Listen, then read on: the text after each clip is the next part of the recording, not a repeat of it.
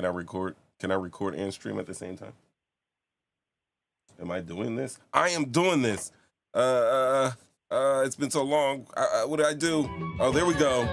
Make the children sing. Hit some horns.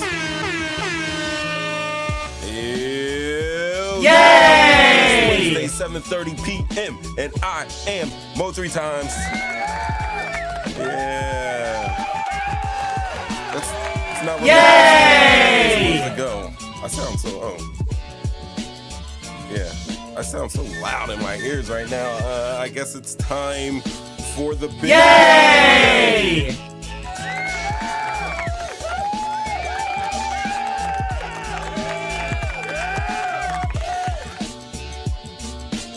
Let the children sing. Do I still got this?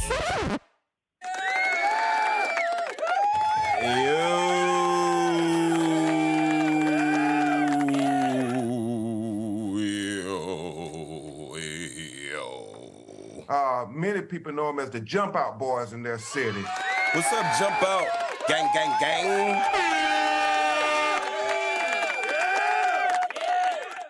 All right. Today is May 28th, 2025. We are we're doing Yay! Episodes live.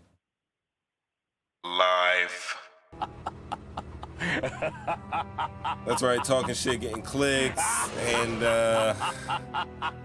Mo 3 times at your service. How has everybody's week been so far? How has the week been? We're gonna. Oh, you know what I didn't do? I didn't do it, and I'm ashamed. I'm ashamed. But if you give me a second, I can do it. I can do it right now. That's what they say. All right, they don't see that right now.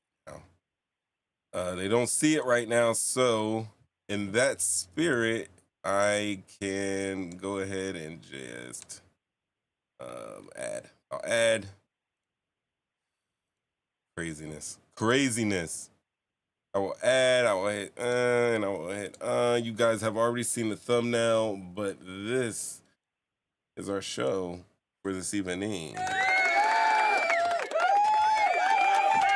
I got a fan on in the background. I used to be good at this, but then I took a break, and then I just came back because I missed it so much while I was on vacation. I was supposed to stay away. Doctor's ordered, and I didn't. I came back because while on vacation, I was reading comments.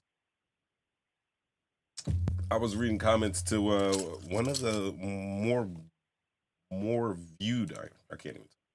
Guys, you already know I can't talk. But yeah, like one of the more viewed lives that I've had, the funding hate one. Is wrong. Do you think she's wrong in this one? Or do you think Shermaki's just being a liberal cuck? Yes. I had to say that. Liberal cuck. Guys, I didn't even mean that. It went to that part, but yeah. It was a great show. We racked up like 574 views on that, so hats off. Many people know that the JumpOut boys in their city. I know you guys probably shared that one because that's how the algorithm works, and I really appreciate each and every one of you. And I didn't even have that on there. All right. So tonight I just want to talk about some stuff, basically that I have observed, and basically I want to also say welcome back to We Live. The truth does not clock out, and neither do we. Once again, I will reintroduce. I'm Mo 3 times. Yo, tonight, shut up. Tonight, we're not just going to talk about politics. We're talking about patterns. The kind of patterns that keep showing up, like you're like an ex in your DMs every election year, though. And we're diving into a concept that hits deep. we're going to talk about doom, doom, doom. I got a soundboard, but I still make sounds with my mouthpiece. We are going to talk about Black fatigue. And when I'm talking about Black fatigue, I am not talking about tired. I am talking about soul tired, like passed down tired from being born into a system that is kind of trash. And there are people that have been opposition to the idea of Black fatigue. And in their true fashion, what they usually do is just co-opt it, so it's become white fatigue. It's become woke fatigue, which is a word it's a word for everybody, but it's a word that we use for something specifically that was co-opted and was stolen and rearranged. What's good? JumpOut Gang. Many people know them as the JumpOut Boys in their city. Flashback, Love, Ramen, Kato. I see a couple others lurking in here. I'm looking at my analyticals. But yeah. So this is for the people who are saying, I'm tired of hearing about racism. And this is really because when I did the funding hate, I got some pretty good comments. I enjoyed the feedback, and there were a couple of things that I may have overlooked. And these guys came in the comments, and I was like, that's that missing flavor. A little opposition to what I'm saying. I'm not going to say still sharpen steel, but when you know it's real, you just know it's real. All right, so tonight we're going to pull out some receipts. We're going to connect some dots. We're going to call out the remix of the same old playbook, the one that LBJ warned us about. And I'm going to give you the opportunity, as always, to call in 313-825-5557. As always, you'll have the opportunity to just call in and comment and sound off in the chat, of course, and get ready for the show because, without the there's no we without you. Without you, there's no we.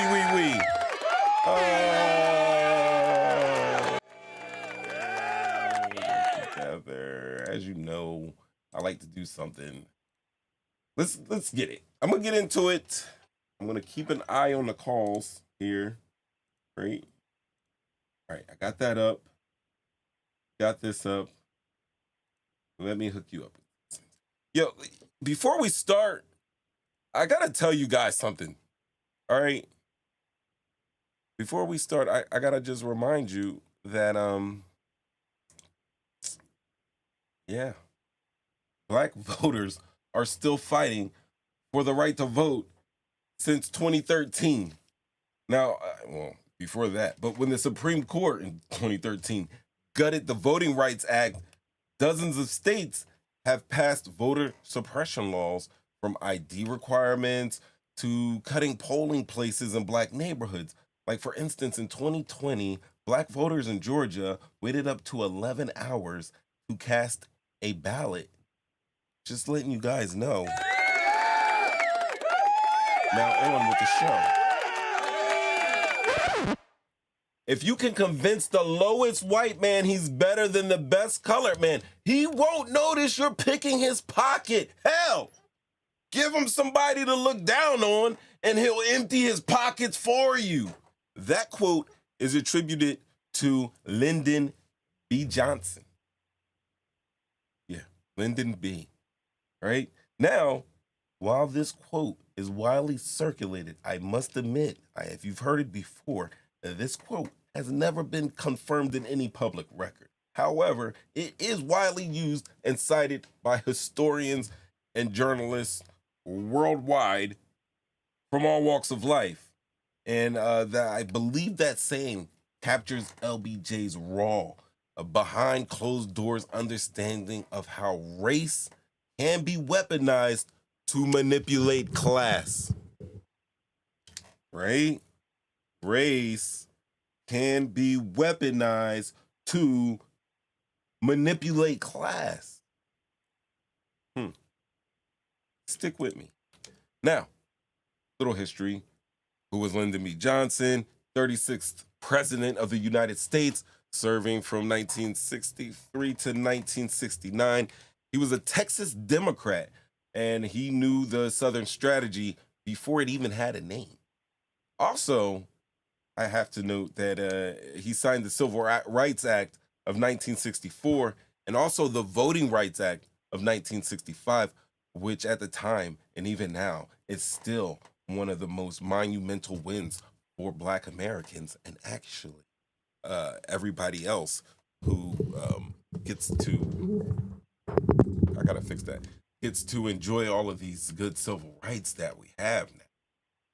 Oh, but while I'm talking about this, did you guys know that housing discrimination wasn't just Jim Crow? It was actually a federal policy. You know, the 1934 Federal Housing Administration literally refused to insure mortgages in Black neighborhoods. And it's a little thing we call redlining. And it's blocked generations of Black families from building wealth through home ownership. That's a wealth gap. And it's still alive and well. It's crazy. Hey, just hint for all you guys. If you see me just say, hey, did you know? Like in the middle of my show, it's probably because I'm going to ask some questions at the end and we're going to need to get some winners in there. Like a quiz. Yo, no? Y'all not down with the quiz? Excuse me. Let me sip. Yeah. Policy since 1934. Federal policy. A federal policy that basically did dirty some of its own taxpayers. Stop. Why are we laughing at this shit ain't funny. It's not funny at all. I got that new button, so I had to use it. I had to use it. Moving on. Really, stick with me. All right, but don't get it twisted. Like, LBJ was the consummate politician. I mean, he played the game of power like it was like Texas Hold'em and the deck was kind of marked up. You know what I mean? He once famously told his staff that signing the civil rights legislation, he said that signing civil rights legislation would lose the South for a generation. And he did it anyway because he was understood full well how racism functioned as a political tool. I mean, I gave you the famous quote from in the beginning. But let me not stop that. Let's start with the new grift. And I'm just tired of seeing everything about race. I'm just tired of everything being about race. That is what some of these conservative right-wing, ultra right-wing pundits are saying. Like, we're not racist. We're just tired of everything being about race. We are. I got this in my comments basically, and I had to translate that. And I'll be doing Duolingo, and the translation to that is, I'm actually uncomfortable being held accountable for the benefits I inherited and the system I uphold. Don't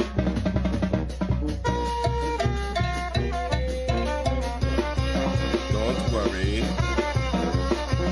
Be happy. Don't worry, be happy. I get this. Now, like when I say it like that, like, oh my God, and then you will return like, what benefits have I inherited? And what system am I upholding by benefiting by these? What are these? Stick with me. All right. But this is what I'm getting at tonight, okay, guys? I'm getting at woke fatigue, aka Black fatigue. I mean, it isn't about exhaustion as much as it is a deflection tactic right now. And I think if you make white people feel like they're the real victims of oppression and you can privatize Social Security while they're too busy typing DEI is reverse racism in the comments, that's what happens. Once again, if you make the white man look down on the best Black man, you can pilfer through his pockets while he's enjoying his racism that you're serving up. It's a tool of the man. It's a tool of the man.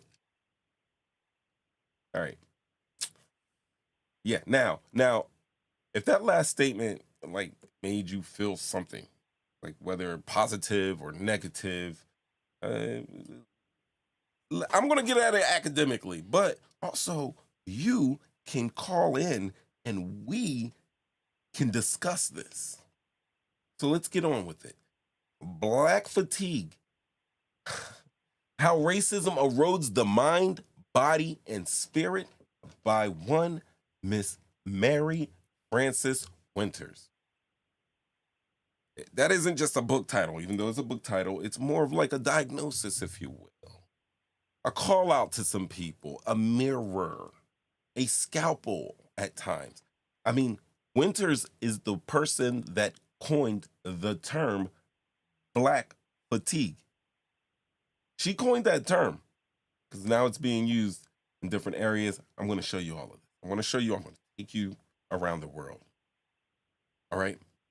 So she used the term black fatigue basically to describe what I would call the cumulative generational exhaustion that black people experience from simply existing in a systematically racist world. And we're not talking about, I need a nap, tired.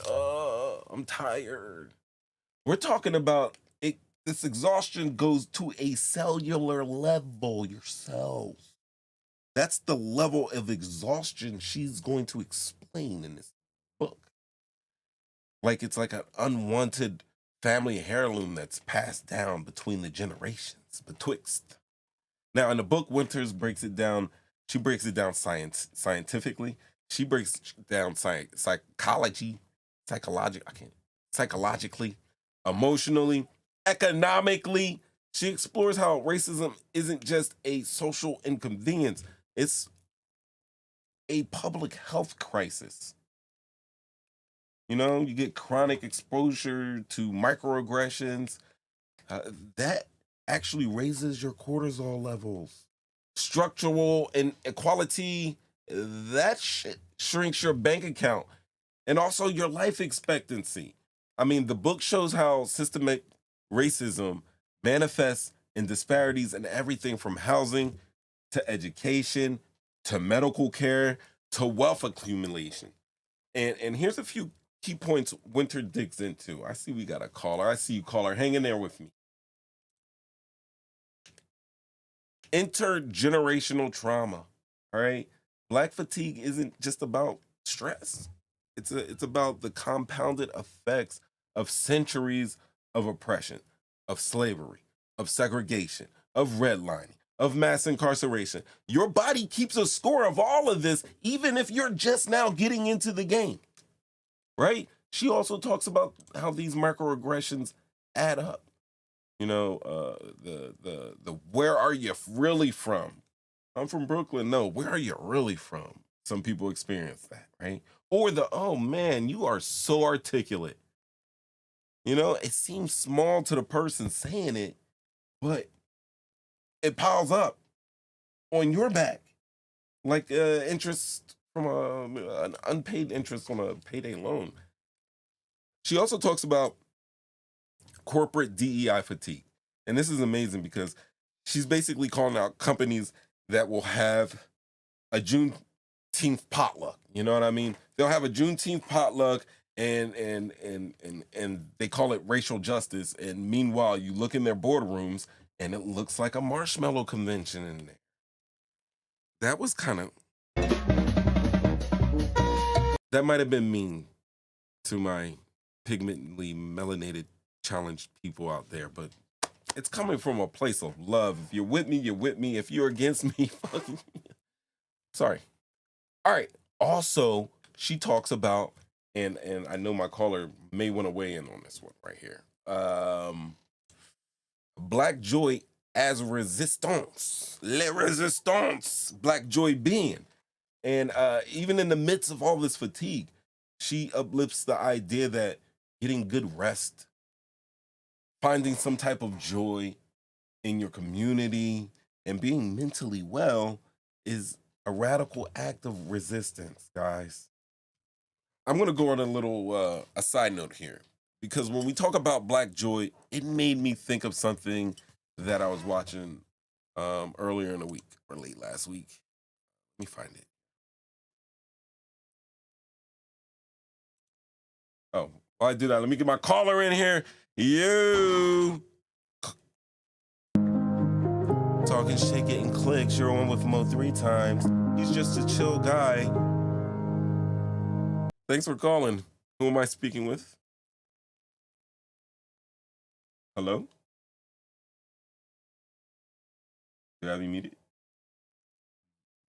Give me a second. I got a new whatchamacallit. And oh, there you go. Hello. Were you muted? I was thinking my stuff was broken.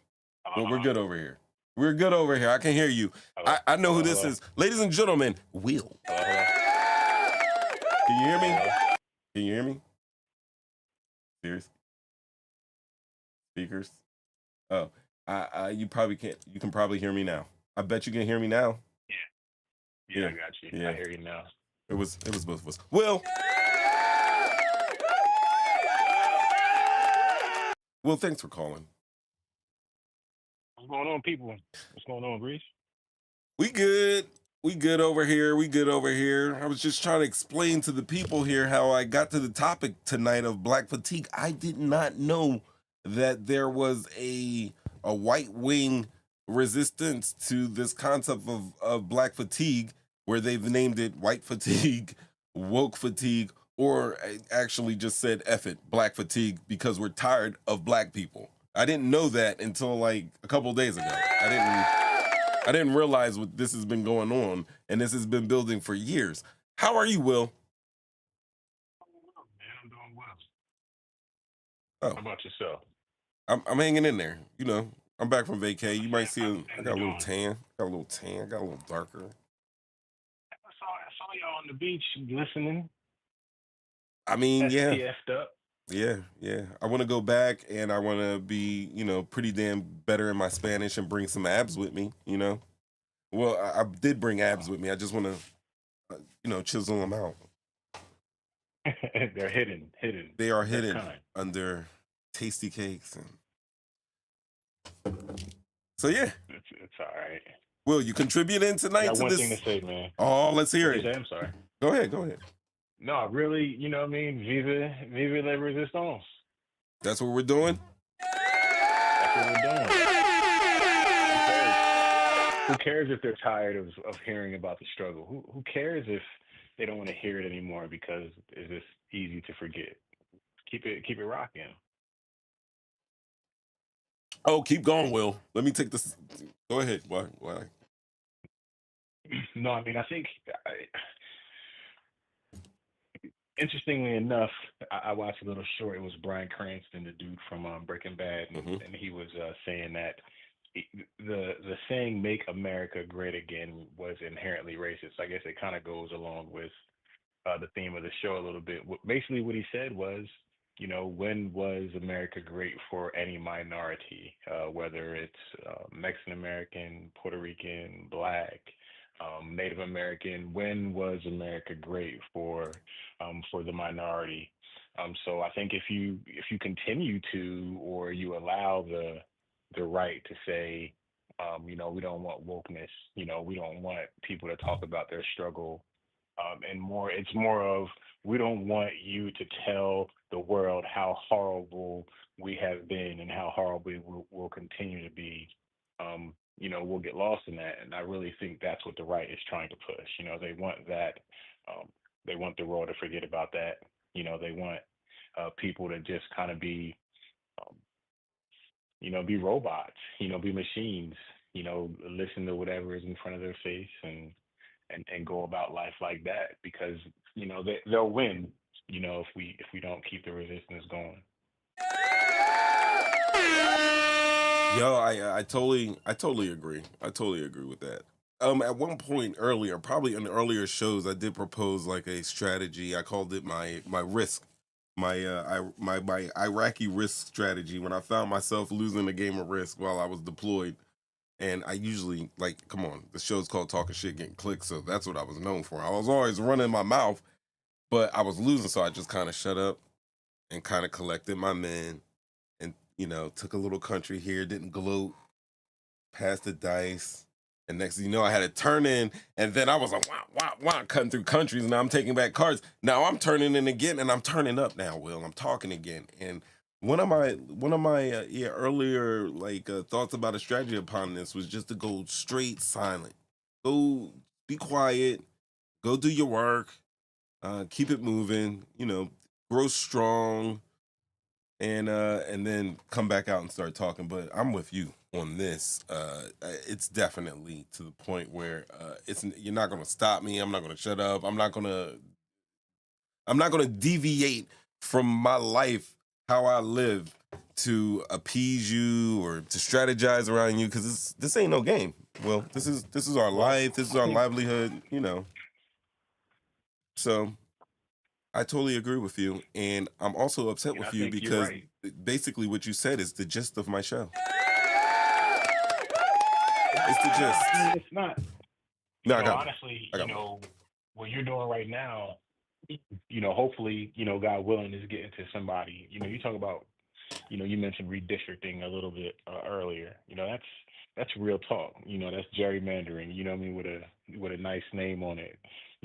Those are real things that are happening right now that is shaping, how districts are voting, or how a Republican or a Democrat, is going to win office or lose office. It's shaping those things. So if, you don't educate people, or if you don't tell the public, what it is, then, we're looking 10, 20, 30, 40 years down, where are we going to be if you don't plant these seeds now, educate the people right now. Yeah. Yeah, I agree with that. Like, I would love to talk about the Diddy trial and Shador Sanders, as if he's going to start. Me too. But like it's that important. Like we're talking life or death situations, and a lot of people don't realize it because it's just like it's just a little change here, it's a little change there, and you look down the line and everything, you don't remember basically where you came from, like where you started. I don't mean that, I mean that literally. Like you will not realize like where you even came from, because you're not going to be able to recognize any of it. Yeah. Yep. That's why we keep going. I mean, the Diddy stuff is entertaining. You know what I'm saying? Like it's it's clickbait, something that I'm guilty of it myself. Yeah. Looking at it, all this, but realistically speaking, we got bigger fish to fry. Way bigger fish to fry. Especially with these midterms coming up. Exactly. But still, like Mama Author said, like you still have to find your joy. And I want to know, what do you think about this? Speaking of joy, these ladies just graduated. I can't play the music because copyright, but I got some copyright free music. Let's get to it.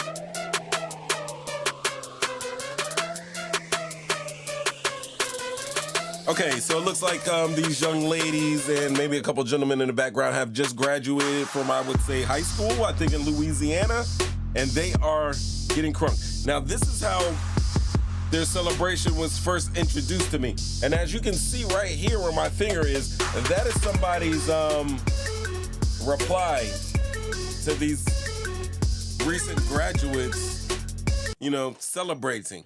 However, first of all, when I saw it, I was like, damn, they got the shoes off. That's kind of nasty. And I was like, oh, that's a lot. And then I looked at the hair and I was like, oh my goodness, there are some horses missing their tails. And the Korean lady got paid. She got paid in cash. But then I was like, yo, they're dancing. I don't really see twerking or anything. It looks like they're praising. If you don't have any music on, it looks like they could be catching Holy Ghost right now. And they, nobody's fighting, nobody's bumping. They're just having a little joy. And I was wondering, why? I was like, at first I was like, oh my God. Because I said all these things. I was like, Maurice, you're old. Just remember when you're young, they're having the time of their life and they're not causing any problems. But this is the stuff we get. And then I saw some more footage of this going on. Where is it? Oh, here it is. Oh, maybe I lost it. Yeah, anyway, I think I lost that footage. But really, in the footage it looked like as they were graduating, they got their diplomas, and once they got down on the stage, there was a little spot. There was like it looked like a teacher or a teacher's aide there, and they were able to get their little celebratory dance on. So each of them got their celebratory dance on for their parents to go wild and crazy for them. And then after this, it looked like graduation was out. They threw the caps off and they just started getting down. And so many people had so many things to say about this. You know what I mean? That's the joy. Will, how do you feel about this celebration? The internet is undefeated with ignorance. Is this part of the ignorance? Yeah, I Could mean, it come on. could it have been worse? You know, that. No, I mean that's what people think about us, and it's sickening. Hmm. But well, no, it is no but because that takes away everything I just said. It's sickening. Period. Point blank. And The that's individual it. who wrote that, You disagree with it? the individual who wrote that thinks that's what they think. Unfortunately, there are more individuals like Joe No One 8899 who think just like he does. Right. Right. Ignorant. All right. So your personal opinion of these ladies dancing, it would be They're having a great time. They're I enjoying like it. themselves. They just graduated high school. They just had an accomplishment, like you said. I don't see no tail nowhere. I don't Yeah. see no twerking. You know what I mean? I don't see no. They're fully clothed. They're They're fully excited. Why clothed. can't they have their excitement and it just be that? I see raw feet hitting the floor, which makes me go, "Ugh." But other than that, for real, we good. Yeah, you know, Carry on, carry on. It just obviously looks like something that they do. That's their local way to get down. I saw like yeah. so the boys will get down. They threw money. I remember going to when we went to the violent high school graduation. They was throwing money up and stuff like that, and doing throwing their little waka They was flockas throwing up. money at the graduate. They was throwing money at Yeah, graduate. somebody threw some money up at the graduation.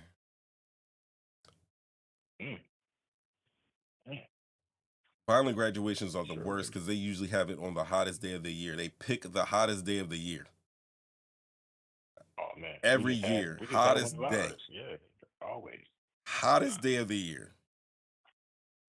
800 kids. Black joy as a resistance. We're resisting. Let us know in the chat. Let us know in the chat. Let us know in the chat if you disagree. Because I mean, even I think the ape, the chimps right there dancing like river dancing is wild. But I saw like people my age like that's crazy, and they had a big issue with it. And then I heard like people like Julia May up there saying they love it, or Whitney saying I Enjoy wish we had that yourself. much energy. I mean that's some if they're not doing nothing wrong, whatever. Yeah, you can't. They graduated. I don't see no baby bumps, nothing. That person who wrote that, he might not have graduated. Honestly, He probably, you know he what? could have. He could have. It could have been a way better He probably music. graduated. Will he probably went to I'm college? disappointed. Will he probably went to graduate school? Will, but it was all, I, it was all the NEP. It was all the NEP. I don't know, man. No, he didn't. I don't know. Yeah, I'm with you. He Travis definitely. Jakers might not be on Yo, the white middle that aged algorithm. I, just out of like, if you didn't see, if there was no response like that, would it feel real to you? Like to me that's expected. I went to the comments because I was looking for the hate. I'm not gonna lie. Yeah, you were expecting to see I it. was That's because expecting to that's see where we're this. from. That's what we know. You know what I mean? You can't have a good thing without somebody hating on it. Yeah, that's true. But now we got the babies now that can go and see themselves dancing on Travis Jaker's Instagram and see that Joe No One, literally no one, thought about that. All right, so I'm gonna hang out. Please, Dropping shit everywhere. please hang out. All right, so we got the Black Joy Resistance, right? And then you have the the black fatigue. Mary Frances Winters. I'm leaving that up just for a second, just because you guys want to check it out. Amazon. I would say, listen, I would Kindle and I would Audible. Like Kindle and Audible is that they're like peanut butter and whatever type of jam you prefer. Have you ever had cashew butter, Will? Instead of peanut butter? I can't say that I have. You should try it. Oh no, you know what was good? Pistachio butter. You might be able to go on Amazon and grab you like a jar. It's probably gonna run you like $15, and it's the size of Dax. You can probably get like 3 sandwiches out of it, but it's gonna be worth it. You've always been way more exotic than me. I've always had some different tastes. I've always had different. Jif still goes. Don't get me twisted. All right. Aunt Sherry, I see you. I love you. Puffy made the heart hands like this. I can't no more. All right. So, did you guys know that race-neutral policies are usually just white normalized ones? I mean, from drug sentencing to SAT scores to hiring practice, many neutral systems bake in white norms that punish everybody else. I know. That was a throwaway. But I'll give you some stats here. Did you know that black students are 3.5 times more likely to be suspended than their white counterparts? It starts in kindergarten, you know. Black kids are criminalized younger, harsher, and more often, blah, blah, blah, blah. School to prison pipeline. Yeah. I'm throwing these out here, guys, because there might be a quiz later. You know, I'd be thinking that I'd be teaching. All right, so the question is why did they create opposition to black fatigue? I'm going to say bottom line that black fatigue is required reading for anyone trying to understand what it feels like to live under the weight of racism. But when some white or white adjacent folks hear black people talk about their pain in an open and maybe sometimes often way, I think it challenges the status quo. And I think that status quo is something that's helped them be comfortable. And now they're no longer comfortable. And then they confuse being called in with being called out. And suddenly they're under attack for hearing about racism. So instead of introspection, you get, they say, I too, black man, I am tired as well. Black lady, I am tired as well. I'm tired of hearing you. I mean, they couldn't co-opt Black Lives Matter, so they hit us with the All Lives Matter. They couldn't handle black fatigue, so they cooked up woke fatigue and then so black fatigue. It's like what's that movie, The 5 Heartbeats? And they don't want them. They don't want to use the 5 heartbeats, but they want the music and they want the sound. And they say, hey, guys, bring in the 5 horsemen. And the 5 horsemen come in. Great movie. 5 Heartbeats is a great movie. But yeah. Now, where all this came from, I'm going to show you. I be watching Dr. Rashad Ritchie. He be on TYT. TYT stands for the Young Turks because he used to be one of the Young Turks used to be Rachel Maddow back in the day before she got famous with his. But and this is Dr. Rashad Ritchie. I'm going to play this clip, but I'm not going to play it from here because I know what's going to happen. Entitlement, the victimhood, that they want to praise this woman. But what she did is not praiseworthy. But also, on the same hand, please remember that every day that us white people get on this app, we get called racial slurs every single day. So if you don't want to be called a racial slur, you also have to stop calling people racial slurs. You can't talk out of both sides of your mouth. I have more videos. She's not the only one trending under black fatigue. Here it is. If I'm not allowed to blame you for all of my life's problems, then you're not allowed to blame me for yours. When I first got on, before I got on TikTok, I thought that racism was only white people being racist. I was so wrong. It makes me sad because there are so many black people that are racist, and this black fatigue, it's real. We're tired of it.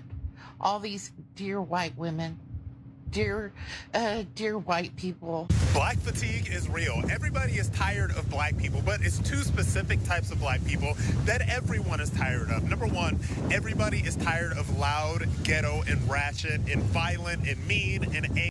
Hold on, let me stop him real quick. You want to know why? Because I got, oh my God. Yes, he's a lifetime snow bunny hopper.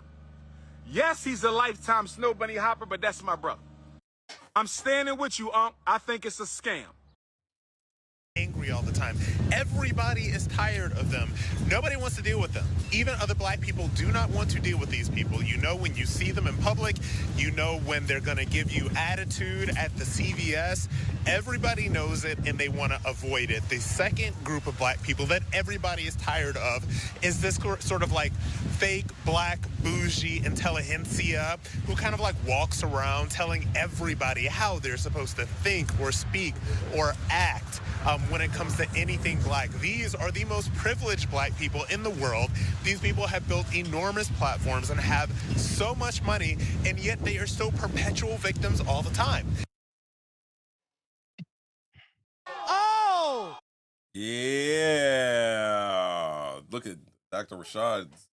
He's itching that spot where it hit that part of the brain where he's about to come at them. So, Will, I mean, is there anything to that? Is this all? Does any of them make any good points? Do you see any good points there? Henry, what you got the censor button ready? We're grown ass people here, sir. Go do your thing. We're past 7 minutes. Dumb than a motherfucker. Yeah, go for it. Like,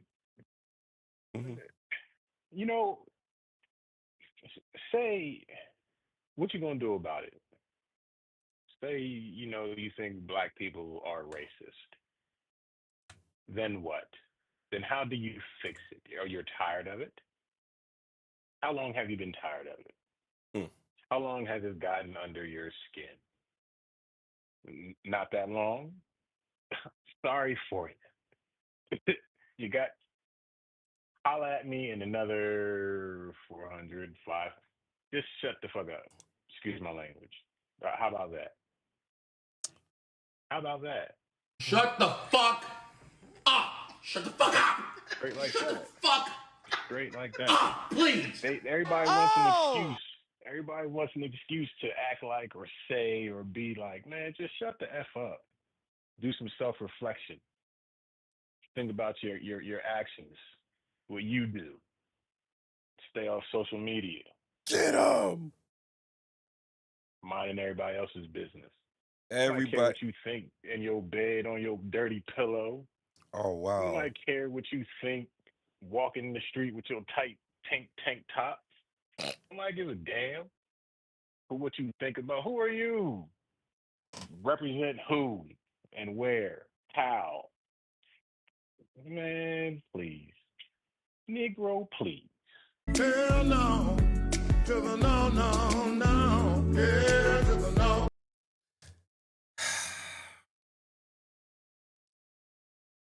Yeah, chat. Let me know. Let me know, chat. I'm with you on that. We got some. Aunt Sherry agrees with you. Thank you, Aunt Sherry. Nonsense. People need to get a grip. Get a grip. Get a grip. Why did they create an opposition to black fatigue? And those were the reasons. Yeah. Anytime really folks carve out a space to express pain, here it come. You gotta have opposing view, and it's always like a damn debate team. I think creating opposition gives them like maybe a seat at the table, Will. Like they feel they have a seat at the table, like the table that they were never excluded from in the first place. But now It's their they kind of, table. they gotta share it. We built the table. They was like, Yeah, we You built can't the even table. sit at the table. Even though you built the table, you can't sit at the table. Now we don't like the progress that you made trying to get up to the table. No matter how high we try to make the table, we topple it. We go past it, can't stand it. Get it out. If you guys Stop, feel like stop Will, playing. call in 313. No, No, no, I honestly, mean, honestly though, call in I'm for real, and 313 we haven't even. 825 5557. Remember that movie Lucy? You know what I mean? When she was accessing Oh all yeah, these yeah. parts of her brain, and Scarlett Johansson. you know, we as a people, you know what I'm saying? I don't mean just us as black people. I mean us as a minority. We haven't even begun to access a quarter of our power. So if you break us down before we begin to access that power, man, you've won. You Yeah. did the work before you know what I mean the work could get started. Yeah, I think we're getting to Yeah. that point where we're like, the part in the movies where they feel the power and they're just like looking at their hands and then it forms into a fist. You know what I mean? Like that's where we're getting, and they're trying to chop it off at the elbow. Yeah, they got it all twisted up. I got you, Flash. I was hoping my what you call it was working. That would have been awesome. So yeah, that they're recentering the argument. I mean, and it's around I guess a beef that is either imagined or otherwise. But let's see why. I think it lets them also avoid accountability. If DEI is the real problem, they don't have to ask. Am I complicit in systems that harm others? Instead, they can just say, oh, DEI is racist against white people, or CRT is brainwashing our kids, or talking about slavery makes me uncomfortable, and voila. Now they're the victims. That's what I mean when I'm talking about like building an opposition to black fatigue. I think it's kind of like a defense mechanism. You want to hear something crazy? With a bullhorn attachment. Go for it. Senate bill just passed the House. It's on the governor's desk right now in Texas. Just like Louisiana just passed, Texas public schools will be required to post the good old 10 Amendments. The 10 Commandments? Yeah.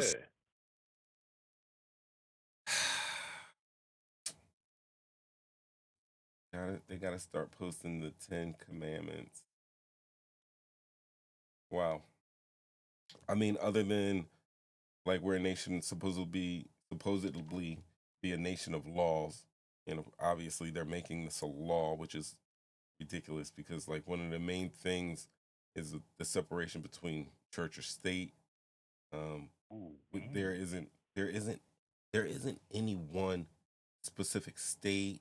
Maybe you get some counties there, but there isn't one specific state that is just all white people or all Christians or all anything, So I don't think that America has, I don't know. We've always had that assimilation thing going on, but I would have thought that, with the civil rights movement, everything from Reconstruction till now, that we've been building to be a more perfect and inclusive union.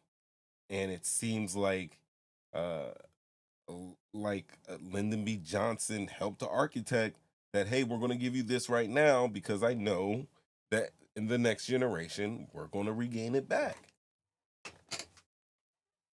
It's that crazy. I think we were damn near on the cusp of all of us living that realized dream of a fully integrated and tolerant society. And we're getting there. We're inching closer and closer. And then now it looks like it's just been balled up and thrown in a can. So at the moment, we are back at the drawing board. And I don't think we need to use the same tactics that we previously used to get to that last spot. It's got to be something, I wouldn't say, I hate the word extreme, but it's got to be something very extremely significant.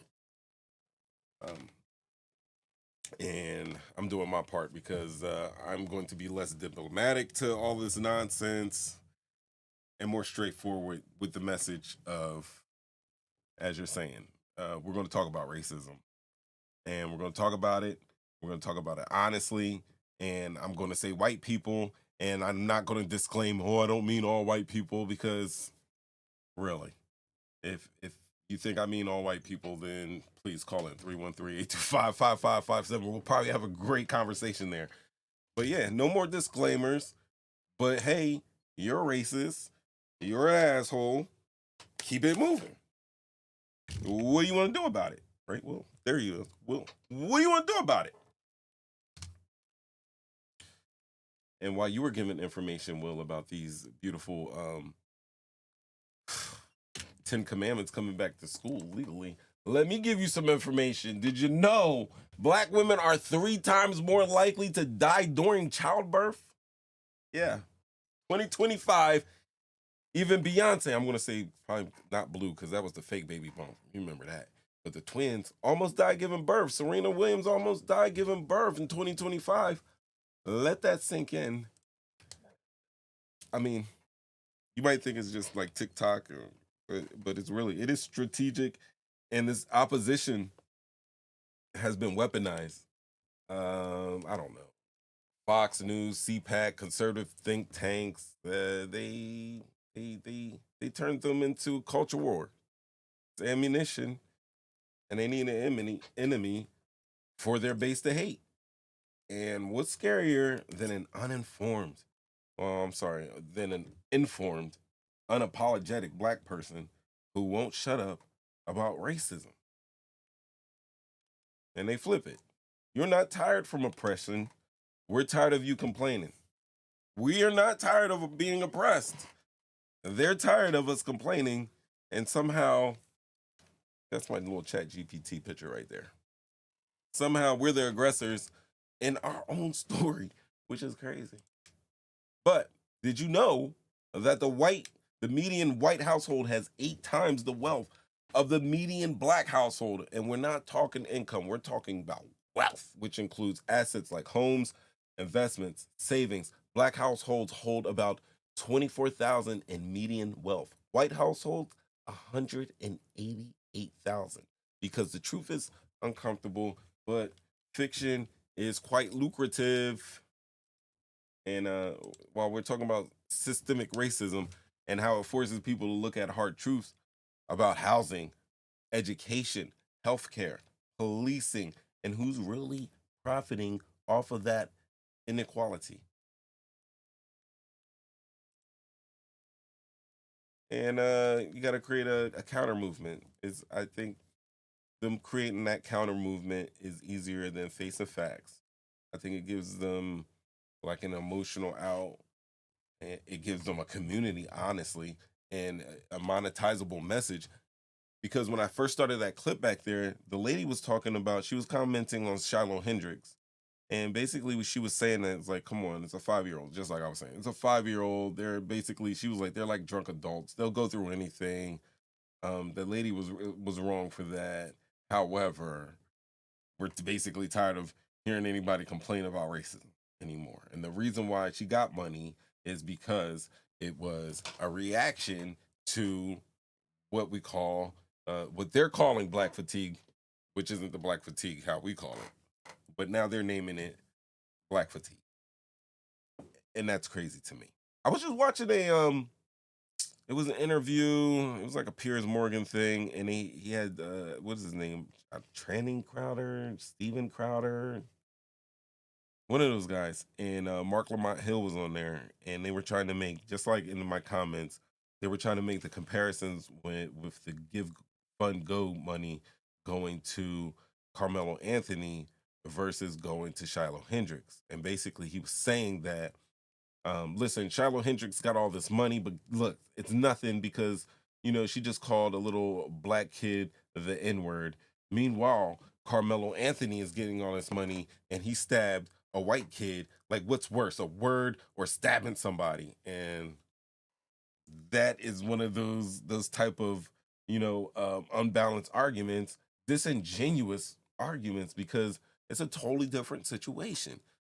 They're not lying. It's some type of anti-black sentiment of the reason why Shiloh Hendrix has received damn near going on $800,000 on Give Fund Go.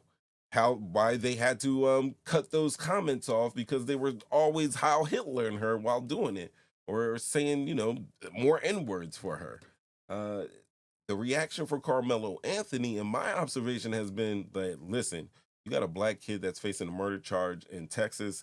They already tried to not give him bail, and that's basically how we found out about all of this going on. They tried to deny him bail, and then finding out a story. We don't want this kid to get railroaded by the legal system, so let's pay for his legal defense. Not that, there's a legal defense so you can go stab up more white people. No, it's a whole totally different thing. But if they can use that shortcut to make an argument that seems probable or logical, then they're going to go for it. And that's the worst thing. The worst thing is you're trying to have a conversation with somebody, or try to, give them some get right, and you realize that you are not talking to someone who has any type of humanity in them at all. And that's other thing that I would ask you, Will, and everybody out there, would you waste your time on somebody that you know is not going to get it?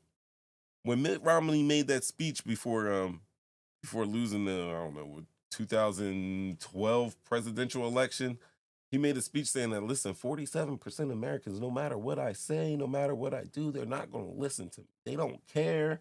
They're going to vote this way no matter what I say, no matter what I do. They're just stuck. I would say the same thing. But now, instead of 47, I'm saying, there's like 75 million Americans out there that no matter what I say, no matter what I do, no matter what type of proof you present to them, if you tell them that, hey, that is not a mass grave burial ground, it just so happens to be a memorial for a couple of white farmers who lost their life. It isn't a mass burial ground of 1,000 white farmers, which allows you to say that this is a genocide going over in South Africa.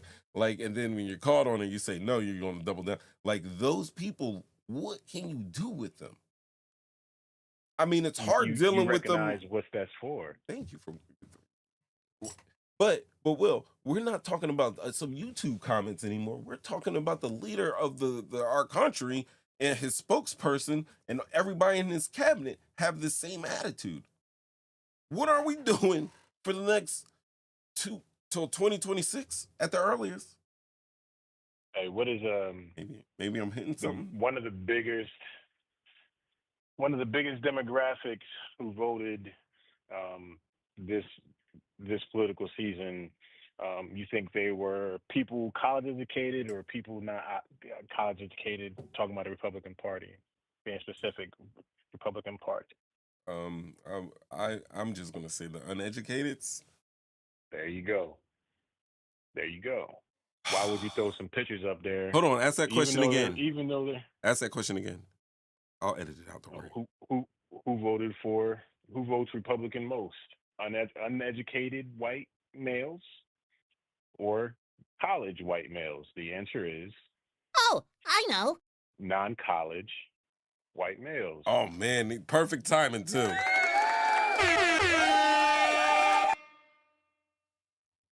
Right. So the next picture up there, my supporter who may not be as educated is going to be like, oh, there you go. He got him again. He got him again, hun.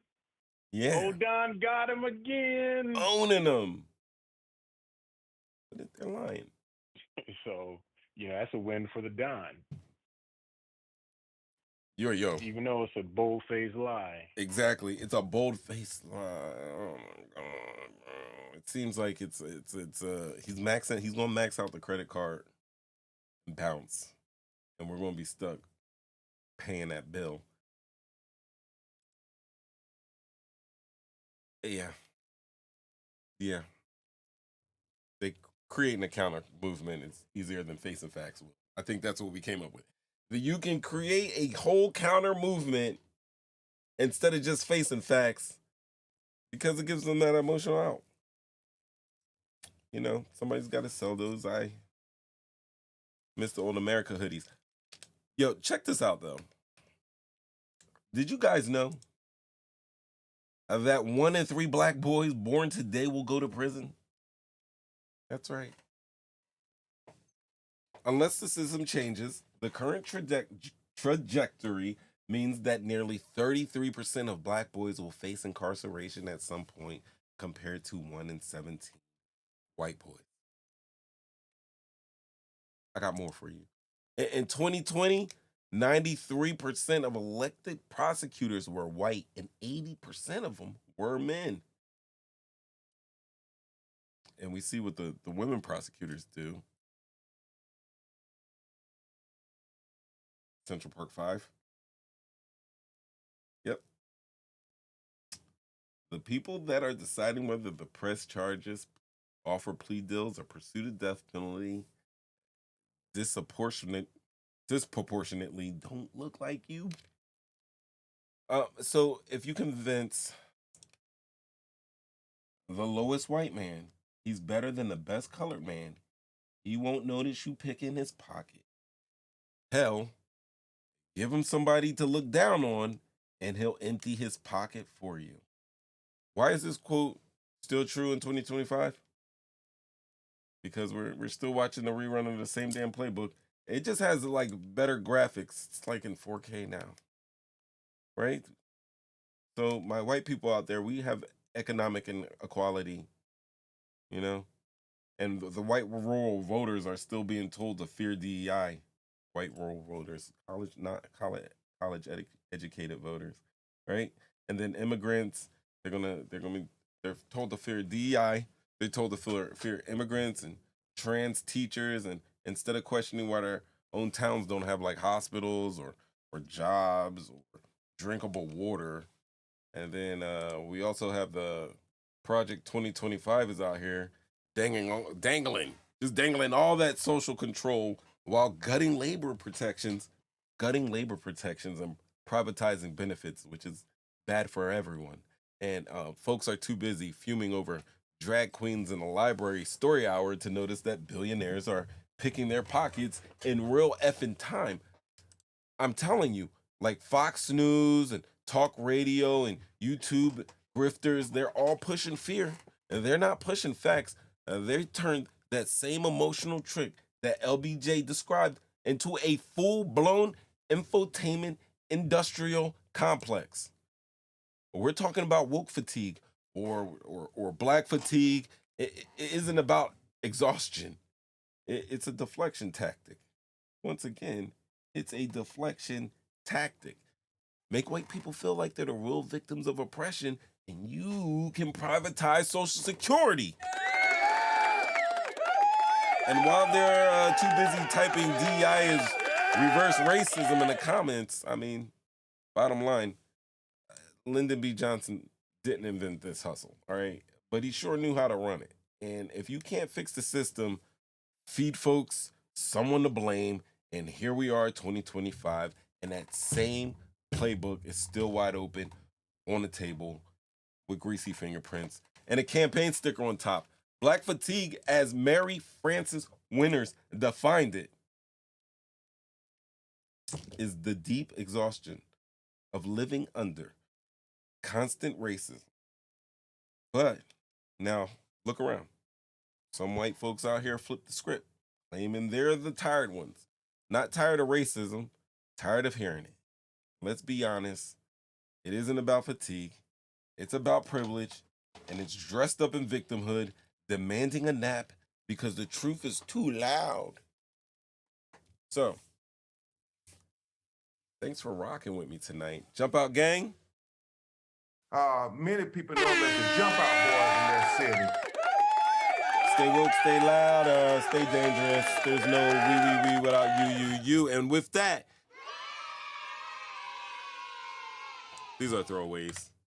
with that, yo, I got something for you guys. I hope that you have been listening. And if you have been listening and following along, and then I think we might be able to do something. Let me bring this up for you right now because we're gonna train. We're gonna get our train on. We're gonna get a train on. That sounds freaking ridiculous in the times of Puffy. It sounds ridiculous that I said that. But what we're gonna do now is get our quiz. Let's get our quiz on. But first, let's talk about some things before we wrap up. A little presenter view there. Bingo bango.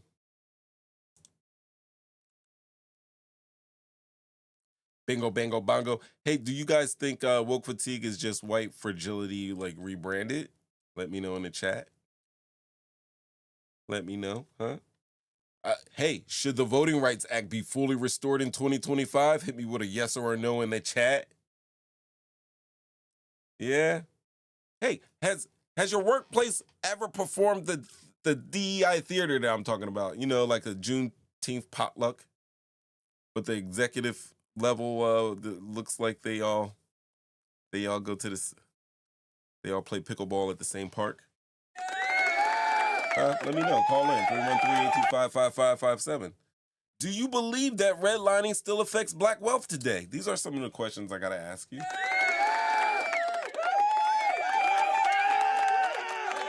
All right, which quote hit the hardest though? Was it the LBGA's lowest white man quote? I think that's number one. Was it privilege dressed in victimhood? That was all me right there. Or was it the I miss the old American hoodies? No, probably not that one. Yeah. Well, tell me something though. Well, have you experienced Black fatigue? If you're still there, I don't think I pay attention if I have or not. you've become so numb. I mean, I know. I just A little too much. Try to be great, man. Try to do the right thing. Try to be great. It's a big ha ha in their face. A big ha ha. I like it. Or two middle fingers. Can I ask you this? Big FU. Have you witnessed any type of ridiculous anti-DEI moment?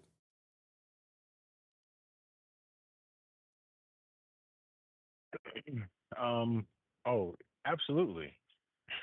Absolutely. I can think of one specifically. Want to share? But nah. Oh, yeah, when I heard that but I was like, yo, and hey, I've asked this question to a couple of people now, and oh damn, I'm bouncing my camera everywhere. I've asked that question to a couple of people now, and that is basically the same response I get. I would give you guys one of my experiences, but I too am a coward right now. Maybe next week. I don't even know. It's not even a coward. Like, no, yeah. You know, I think we're smart enough, not even because we're, elder statesmen or anything like that, just because we had amazing teachers and our parents and our and even our educators, you know what I'm saying, in our family. But, we see things for what they are. You know what I mean? Just 100 is 100, and that's just it. So yeah, the individuals that are benefiting from nepotism and madness and all those other things, those are harder to see. Maybe they even think it's for them. It's about, I think a lot of times it's perspective, and your point of view. Not to give any passes or anything like that. It's just being 100, just being real. Right.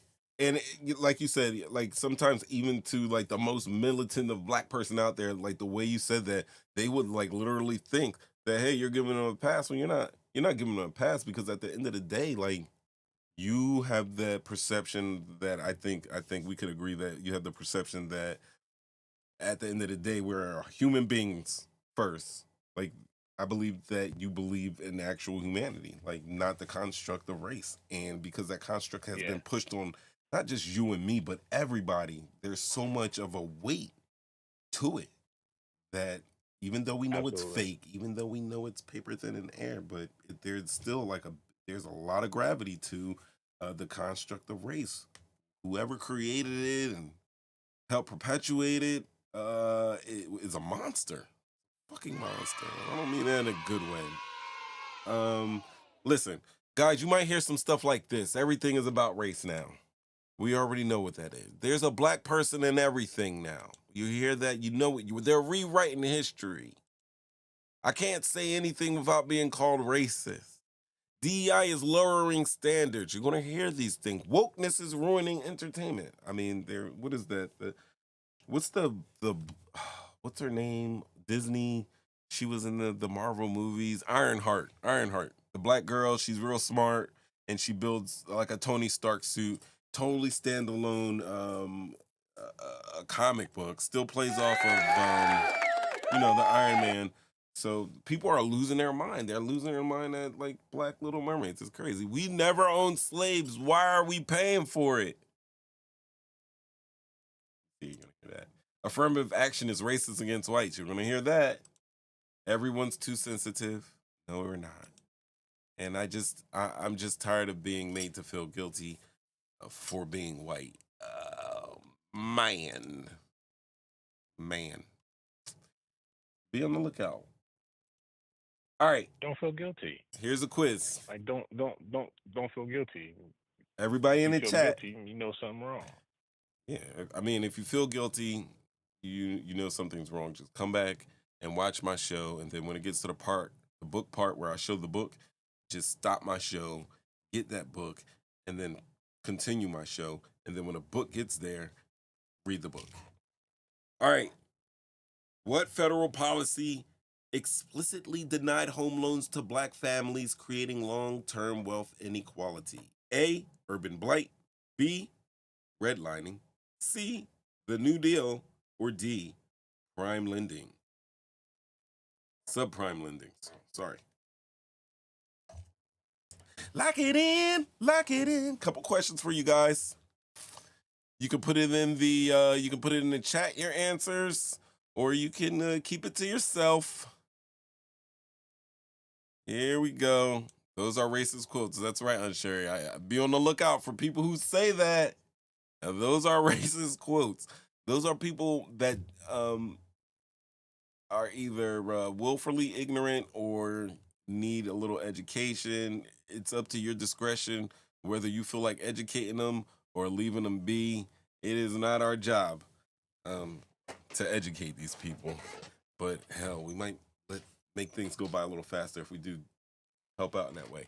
All right, lock in your answer, and the answer is B. Redlining wasn't just racist. It was an official U.S. policy and also one of my foundational reasons for reparations for black Americans.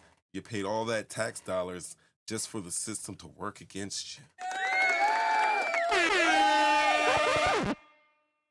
All right, next question. Black students are how many times more likely than white students to be suspended for the same behavior? A, 1.5 times. B, 2 times. C, 3.5 times. Or D, 5 times. Oh, I got new music too, guys, by the way.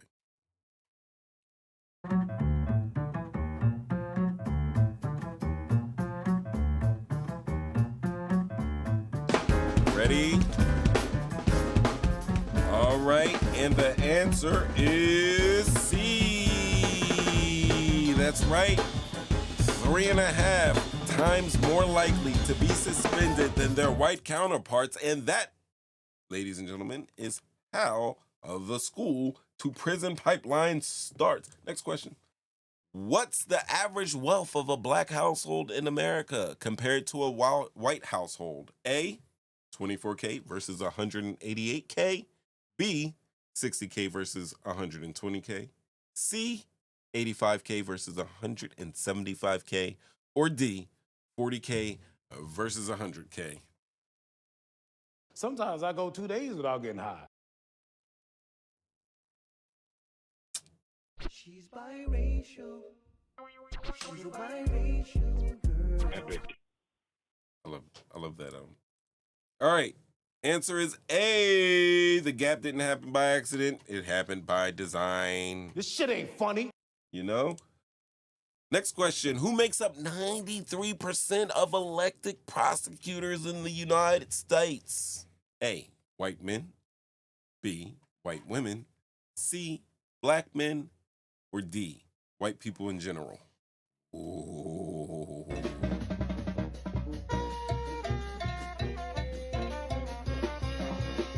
Don't worry.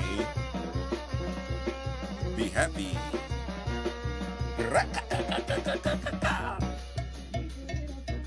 Yo, that cowbell. All right, and the answer is D. That's right.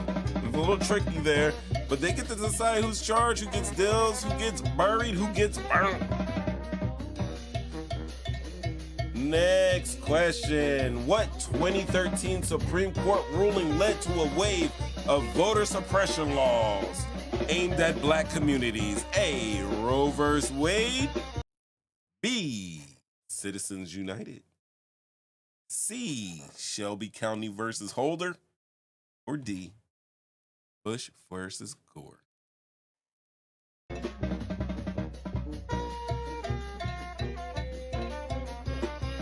Get your answers locked in. Answers, my friends. Answers. And the answer is C. That's right. Shelby County versus Holder gutted the Voting Rights Act, and states sprinted to close polling places and purge polls. And as a result, in 2020, we had black citizens waiting in polling lines for 11 hours. 11 hours. That's crazy. All right. Black women are how many times more likely to die in childbirth than white women? 1 times, 2 times, 3 times, or D, 4 times?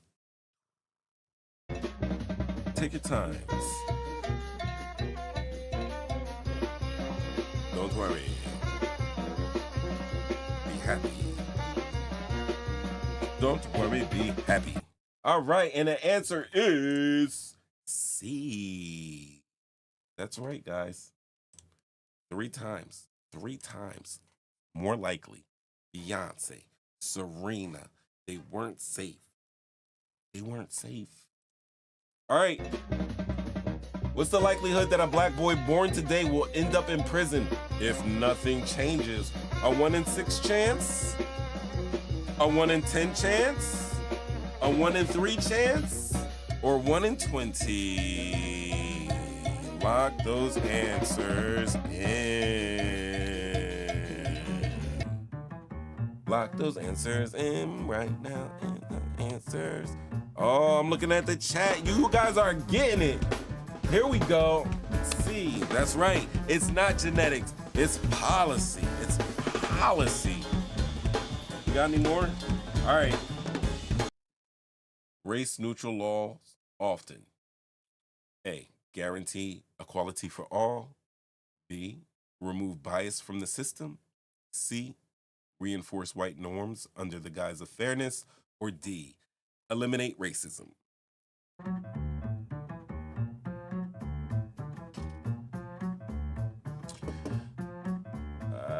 And the answer is C. Neutral is just a remix of normal, and normal was never designed for you or me. Yep. Reinforces white norms under the guise of fairness. Ladies and gentlemen. I would love to talk about Trump pardoning half of the world and crooks and thieves. I would love to talk about that, or the NBA playoffs, but this is where we are right now. If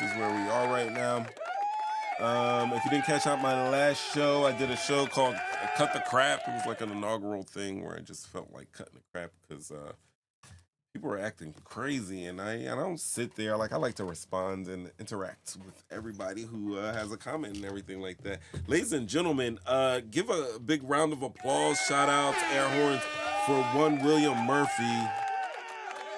Many people know them as the JumpOut boys in their city.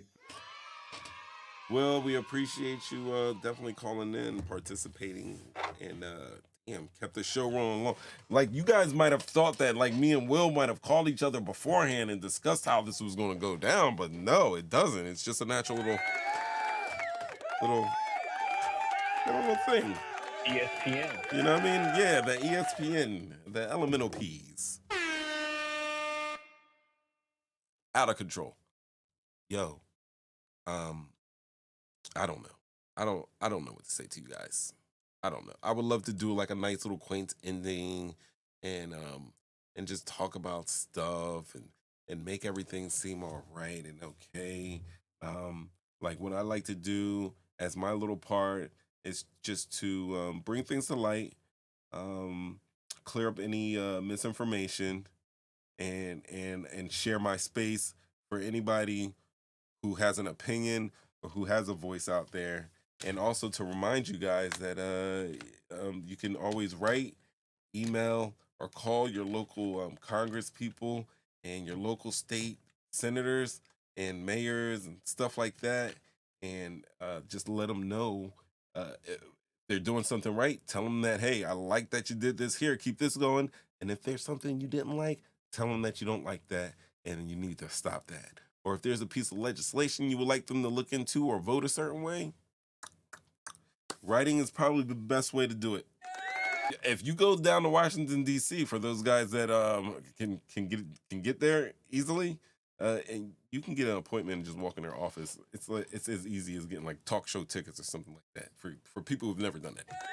Just call you right and say, hey, I want to come on by, and then you wait a little bit, and they will get back to you, and then you'll be able to go see your congressman and probably get like a face-to-face with them. You never know. They could be having swag bags and stuff like that. Your tax dollars, go get your money's worth out there. Anyway, I say all of this to say this, that yes, this talk about racism and how that some white people out there and some white adjacent people have tried to just hijack Black fatigue like they've tried to hijack a shitload of other previous Black movements and events that have gone out throughout the history of time. I'm telling you, really, get a life. For those that disagree, I don't care what color you are or sex you are or sexual orientation or your credit score. I don't care about that, because I am totally interested in freedom, not just for myself, but for all of us, because until all of us are free, none of us are free. And I like some freedoms and stuff. I felt free, but I want to actually be free and feel free. I want to see how that feels like. And other than that, until next week, take care of yourselves and each other. There is no we without you. So yeah, you guys know my social medias and stuff. Text me if you got any stories you want to, address. Text me throughout the week, because yeah, I get left to my own devices, and then it's more like me episodes, not we episodes. But I'll see you next week. Love, appreciate everybody that stopped by. Now I'm taking too long, but now the cool little music to go out on. We. Yay! Go Birds. Go Birds.